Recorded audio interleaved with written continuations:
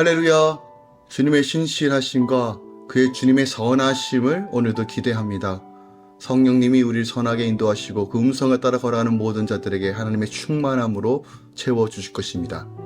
함께 믿음으로 소망하며 오늘 이 아침 시작하기 원합니다. 1월 12일 목요일 아침 예배 성삼위 하나님께 올려드립니다. 오늘 하나님의 말씀은 마태복음 6장 1절부터 18절까지입니다. 마태복음 6장 1절부터 18절까지입니다. 사람에게 보이려고 그들 앞에서 너의 의를 행하지 않도록 주의하라. 그리하지 아니하면 하늘에 계신 너희 아버지께 상을 받지 못하느니라. 그러므로 구제할 때 외식하는 자가 사람에게서 영광을 받으려고 회당과 거리에서 하는 것 같이 너희 앞에 나팔을 불지 말라. 진실로 너희에게 이르노니 그들은 자기 상을 이미 받았느니라. 너는 구제할 때 오른손이 하는 것을 왼손이 모르게 하여 내 구제함을 은밀하게 하라. 은밀한 중에 보시는 너희 아버지께 갚으시리라. 또 너는 기도할 때 외식하는 자와 같이 하지 말라. 그들은 사람에게 보이려고 회당과 큰 거리 어귀에 서서 기도하기를 좋아하느니라. 내가 진실로 너희에게 이르노니 그들은 자기 상을 이미 받았느니라.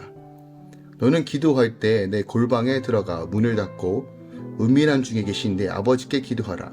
은밀한 중에 보시는 내 아버지께서 갚으시리라. 또 기도할 때 이방인과 같이 중언부언하지 말라. 그들은 말을 많이 하여야 들으실 줄 생각하느니라. 그러므로 그들을 본받지 말라. 구하기 전에 너에게 있어야 할 것을 하나님 너희 아버지께서 아시느니라. 그러므로 너희는 이렇게 기도하라. 하늘에 계신 우리 아버지여, 이름이 거룩히 여김을 받으시오며 나라가 임하옵시며 뜻이 하늘에서 이루어진 것 같이 땅에서도 이루어지이다. 오늘 우리에게 일용할 양식을 주시옵고 우리가 우리에게 죄 지은 자를 사하여 준 것 같이 우리 죄를 사하여 주시옵고 우리를 시험에 들게 하지 마시옵고 다만 악에서 구하시옵소서.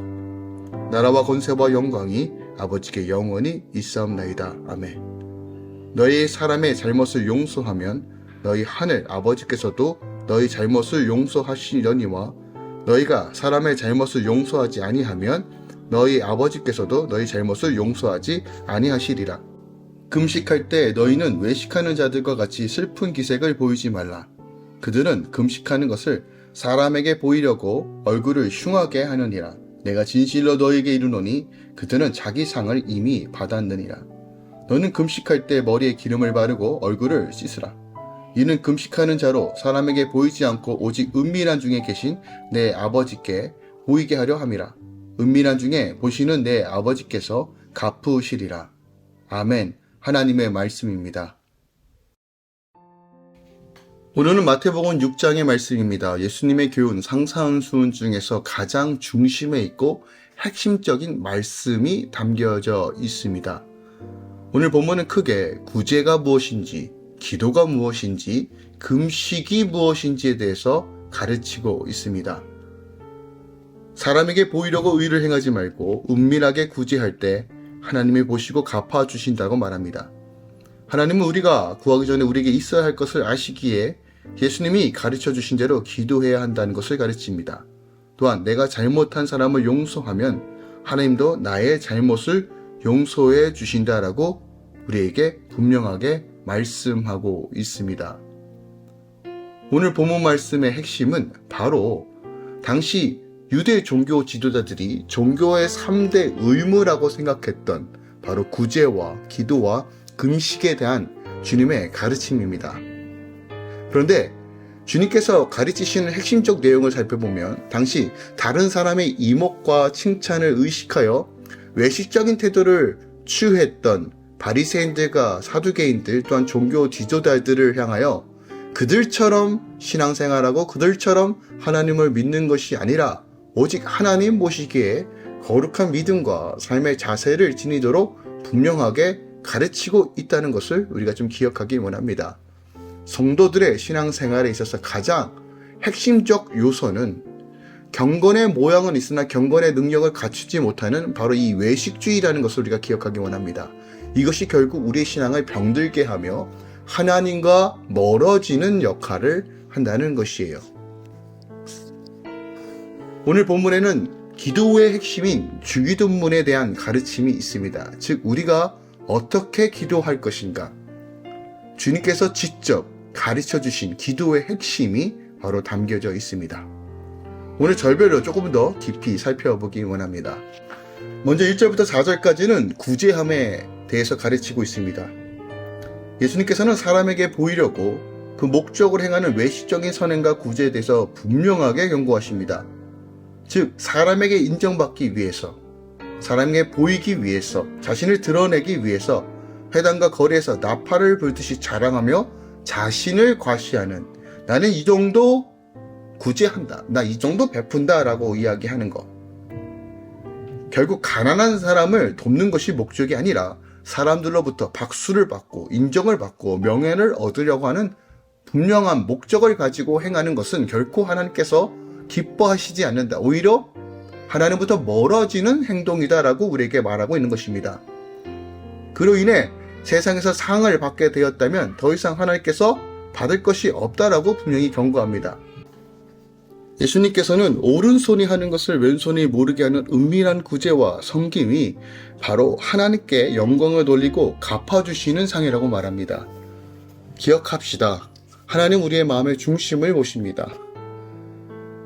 우리가 의로 우리를 드러나기 위한 동기가 결국은 취하는 것이 아니라 빼앗기는 인생을 살 수밖에 없다는 것을 우리에게 가르쳐주고 있는 것입니다. 또한 5절부터 15절까지는 주 기도문에 대한 내용입니다. 네, 이 본문에서 우리가 조금 짚고 넘어가고 다시 한번 명심해야 될 것이 있습니다. 그것은 바로 우리가 기도할 때 외식하는 자와 같이 하지 말라는 겁니다. 사람들이 왜 보이는 곳에서 큰 소리로 서서 기도했을까요? 결국은 자신을 드러내기 위함입니다. 자, 기도의 목적은 기도 응답이 아닙니다. 기도 그 자체입니다. 물론 우리가 기도하는 많은 이유 중에 기도 응답도 포함됩니다. 물론 하나님은 기도에 응답하시는 하나님이십니다. 네, 그럼에도 불구하고 우리가 기도하는 가장 우선순위는 바로 주님 안에서 내가 죽고 예수로 살기 위해서입니다. 하나님의 은혜로, 성령의 능력으로 내가 깨어지고 하나님의 음성 따라 온전히 걸어가기 위해서 주님께서 우리에게 요청하시는 겁니다. 우리가 때로는 함께 공동체 안에서 기도할 수 있지만 오늘 본질적으로 기도는 골방에 가서 문을 닫고 은밀하게 계신 아버지께 기도하라고 말합니다.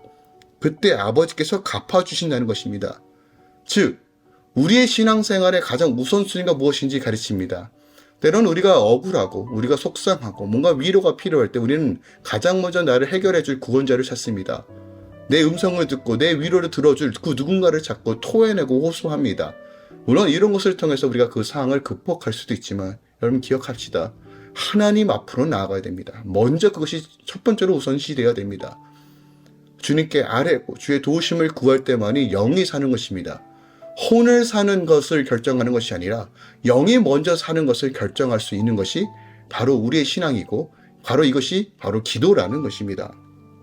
하나님께서 해결해 주시고 하나님께서 갚아 주실 거라는 것을 믿음으로 바라보고 또한 그 기도 가운데 나를 다듬으시고 새롭게 하실 주님을 기대하는 것, 바로 이것이 기도의 핵심이라는 것입니다. 또 우리의 기도는 중언부언하는 것이 아닙니다. 중언부언이 무엇입니까? 내 의와 내 만족과 내가 원하는 것, 내 욕심을 따라 기도하는 것을 중언부언이라 말합니다.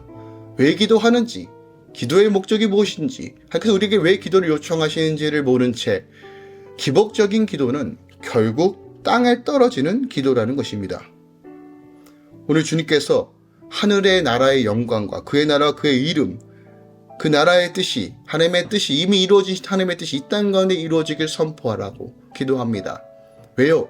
주님이 우리와 함께 하시며 내 영이 살았을 때 하나님께서 그 나머지 덤의 은혜도 허락해 주시기 때문입니다. 주님이 나와 함께 하셨을 때 우리 안에 열어지는 것은 우리를 먹이시고 입히시는 그 하나님, 보호하시고 우리의 죄를 사하시고 구원해 주시는 그 하나님을 경험할 수 있다는 겁니다. 이것이 주기도문의 핵심입니다. 또 같은 맥락에서 외식으로 금식하지 말라고 우리에게 경고하십니다. 사람에 보이기 위해서 마치 자신이 지금 고달프고 힘드니까 마치 나는 지금 경건한 생활을 하고 있으니까 나에게 접근하지 말라는 식으로 금식하고 외식적으로 그렇게 종교생활하는 자들에게 주님은 이미 상을 받았다라고 말합니다. 구제함도 마찬가지고 외식도 마찬가지입니다. 이미 상을 받았다는 것입니다. 무슨 말입니까? 하늘의 상급이 없다는 거예요. 기억하시다 주님 우리 중심을 보십니다.